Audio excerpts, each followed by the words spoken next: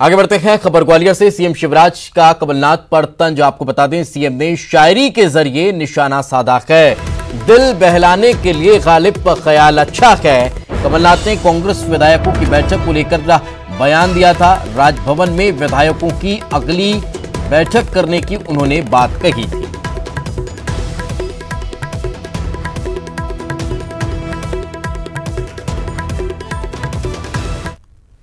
गालिब ख्याल अच्छा है। सर क्या लगता है जो दावे हैं सर उसमें कितनी सच्चाई लगती है सर? अरे क्या दिल बहलाने को गालिब ख्याल अच्छा है। सर क्या लगता है जो दावे हैं सर उसमें कितनी सच्चाई लगती है सर? अरे क्या तो सुना आपने, मुख्यमंत्री शिवराज सिंह चौहान ने प्रतिक्रिया दी और कहा कि दिल बहलाने के लिए गालिब ख्याल अच्छा है। चूंकि कल कांग्रेस विधायक दल की बैठक सीएम माफ कीजिएगा कमलनाथ के आवास पर हुई थी और इस दौरान उन्होंने इस बात का जिक्र किया था कि यह बैठक हुई, अब अगली बैठक सरकार बनाने के लिए होगी।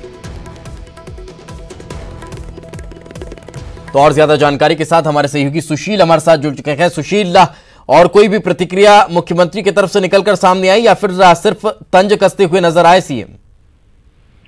बिल्कुल दीपेश, देखिए आज मुख्यमंत्री ग्वालियर आए थे, अभी थोड़ी देर पहले यहाँ से रवाना हुए। इस दौरान उन्होंने कमलनाथ पर तंज कसते हुए कहा कि कमलनाथ जो है दिल बहलाने के लिए ख्याल, और चूंकि उन्होंने भवन की अगली जो बैठक होगी वो राजभवन में होगी और वो सीएम पद की शपथ लेंगे, उसी बैठक में वो शामिल होंगे। तो कहीं ना कहीं को लेकर आज सीएम शिवराज ने उनको शायरी भरे अंदाज में कहा कि दिल बहलाने के लिए गालिब ख्याल अच्छा है। हाँ बिल्कुल, चलिए बहुत बहुत शुक्रिया इस तमाम जानकारी के लिए। तो जैसा कि हमारे सहयोगी बता रखे हैं कि कल जो बैठक हुई थी और उस बैठक में इस बात का जिक्र पूर्व मुख्यमंत्री कमलनाथ ने किया था। कांग्रेस विधायक दल के नेता हैं कमलनाथ, उन्होंने कहा था कि अब जो अगली बैठक होगी वो सरकार बनाने के लिए राजभवन में होगी। इस पर प्रतिक्रिया देते हुए मुख्यमंत्री शिवराज सिंह चौहान ने एक बार फिर तंज कसा है और कहा है कि दिल बहलाने के लिए गालिब ख्याल अच्छा है।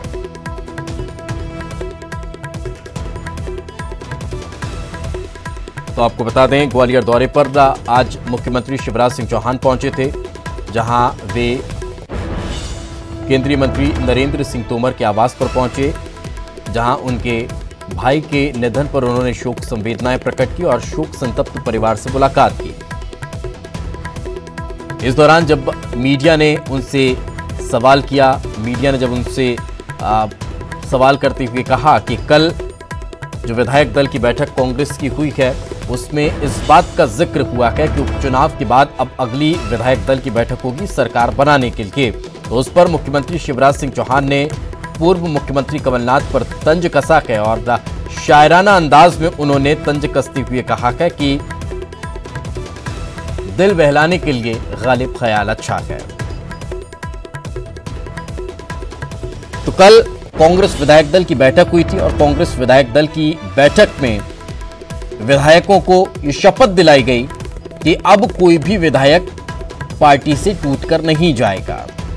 लेकिन उसके बाद आज एक और दिलचस्प तस्वीर, इससे पहले जो खबर हम आपको बता रहे थे वो देखने को मिली। केपी सिंह मुलाकात करने पहुंच गए नरोत्तम मिश्रा से, तो वहीं उन्होंने इस बात का भी जिक्र किया था और कहा था कि अब अगली विधायक दल की बैठक सरकार बनाने के लिए होगी।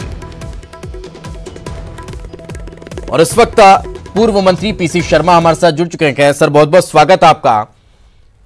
पूर्व मुख्यमंत्री ने कल विधायक दल की बैठक में जिस बात का जिक्र किया था कि अब अगली बैठक सरकार बनाने के लिए राजभवन में होगी, उस पर तंज मुख्यमंत्री शिवराज सिंह चौहान ने कसा और कह रखे हैं कि दिल बहलाने के लिए गालिब ख्याल अच्छा है। क्या प्रतिक्रिया रहेगी सर आपकी? नहीं, ये मुख्यमंत्री जी केवल तंज कर सकते हैं।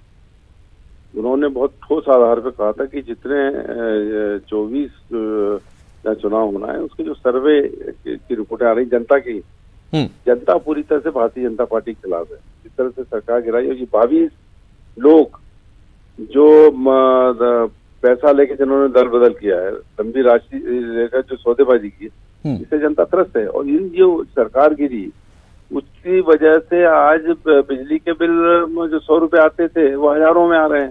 डीजल पेट्रोल के भाव बढ़ गए, 80-85 हो गए, 90 तक हो गए। उसके बाद जो है बेरोजगारी हो गई, महिलाओं के काम बंद हो गए, घरों पे काम करवाना लोगों ने बंद कर दिया। बीमारी इतनी फैली है कि अभी भोपाल में 149 केसेस आए। ये कोरोना से लड़ाई में फेल हो गई सरकार, और 750 के करीब लोगों की मौत हो गई और 22,000 से ज्यादा संक्रमित हो गए। काम धंधे बंद हो गए, व्यवसाय छोटे से बड़ा बंद हो गया जी। तो किस बात पर वोट मिलेंगे? इसलिए सर्वे ये कह रहा है कि सभी सीट कांग्रेस जीतेगी, और जीतेगी तो निश्चित तौर विधायक दल की बैठक होगी और सरकार बनेगी। बिल्कुल, सर्वे का भय कहीं ना कहीं जैसा कि आप कह रहे हैं, लेकिन सर सवाल एक ये है कि कल जब विधायकों को शपथ दिला दी गई, उसके बाद आज अगर केपी सिंह नरोत्तम मिश्रा से मुलाकात कर रहे हैं तो फिर क्या माना जाए? ऐसा है, ये मंत्री हैं, कोई मिलने में मंत्रियों की वो है कि इनके पूरे विधायक मुझसे मिलते थे उस समय। बीजेपी के सभी विधायक, ये मोहन यादव वगैरह जितने भी विधायक हैं, ये पटेल साहब जो मंत्री बन गए, सब मिलते थे इनके कामों के लिए। तो सरकार है, उसका मंत्री है, तो काम के लिए तो मिलेगा ना। मैं भी मिलूंगा कभी जाके, तो इसका मतलब थोड़ी कि उनकी पार्टी में चले गए। ये तो एक विधायक अपने क्षेत्रों के कामों के लिए अपने उनके लिए मिलते हैं, ये नॉर्मल रूटीन है। लेकिन सर ये विरोधाभास कैसा, जिन विधायकों पर आप बिकाऊ होने का आरोप लगा रखे हैं और वो लगातार अगर बीजेपी में जा रखे हैं तो ये कह रखे हैं कि हमको एकजुट नहीं रख पाई पार्टी, हमें तरजीह नहीं दे पाई, जो वरिष्ठ थे उनको किनारा करके रखा गया, इस वजह से ये स्थिति निर्मित। एक ही चीज पूछना चाहता हूँ कि जो जिसको लाखों जनता ने चुना, बड़ी मुश्किल से टिकट मिलती है, बड़ी मुश्किल से चुनाव जीता जाता है, ये बड़ा लंबा संघर्ष होता है अपनी अपनी पार्टियों में, कांग्रेस पार्टी में भी, और उसको एक विधायक अपने क्षेत्र का एक ऐसा प्रतिनिधि होता है जो हर चीज में इंटरफेयर कर सकता है। लाख रुपए से ऊपर उसको मानदेय मिल रहा है, बाकी और जो फैसिलिटी होती है, ये सब छोड़ के अगर कोई जा रहा है जी, तो कोई लंबा मामला है, कोई छोटे मामले में नहीं जा रहा है।